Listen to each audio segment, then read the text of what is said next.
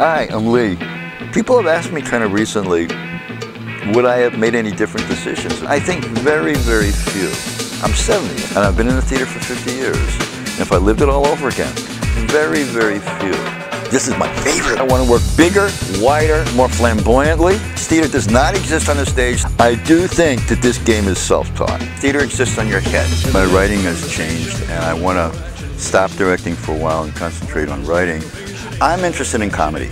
Consistently interested in how comedy works. Does anybody want to talk about Peter and Wendy? It's adapted from the novel, not the play. Then I added my own twist. I'm proud of it because I think it is beautiful. I think it is well directed. The entire image is a poetic image. Music always tells you what to feel. I have never been out of debt. Acting and dialogue tells you for the most part what to think. That's 55 years in debt. Fat cats say, oh, well, keep all the artists insecure and keep them all broke and they'll just produce more art. They're partly right. Just look at it politically and I think you'll start to figure it out.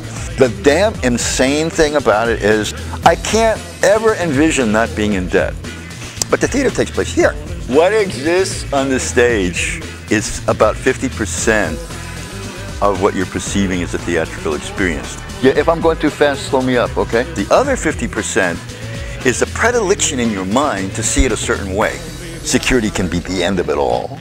This is when you say a piece of art changes your life. It's like an in-joke. You got to figure out whether you're a blacker or a redder.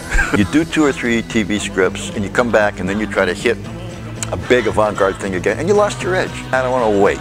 And I cannot tell you what is going to light your fire and what ain't. Honest to God truth, I started looking at art differently after doing peyote and LSD. I had the luck of being in an interesting place at an interesting time. What was I? Hi, I'm Lee. Anybody have any 8-minute question? I do things that I call performance poetry. And Red Beads is probably the largest attempt at it. The animations were a smaller attempt. Haj was an attempt at it. Performance poetry is not a poetic play.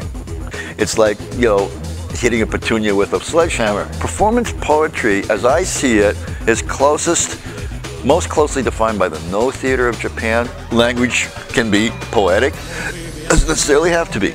Red Beads is a good example of that. I thought the overproduction and the lustness was a lot of fun. It was very Hollywood. There are certain artists who continuing to grow until they die. Great artists who either crest early and fall apart or move slowly and little by little start to drive up. I think that that's what I'm looking for. And I'm looking for it all the time. I hope to God that I'm more the second than the first. It keeps, you know, making, you know, life a very exciting thing to be part of. Other than that, it ain't, you know. I will be happy as long as I can keep my edge. And it's just, you know, pretty much in the hands of God how long you get to keep your edge.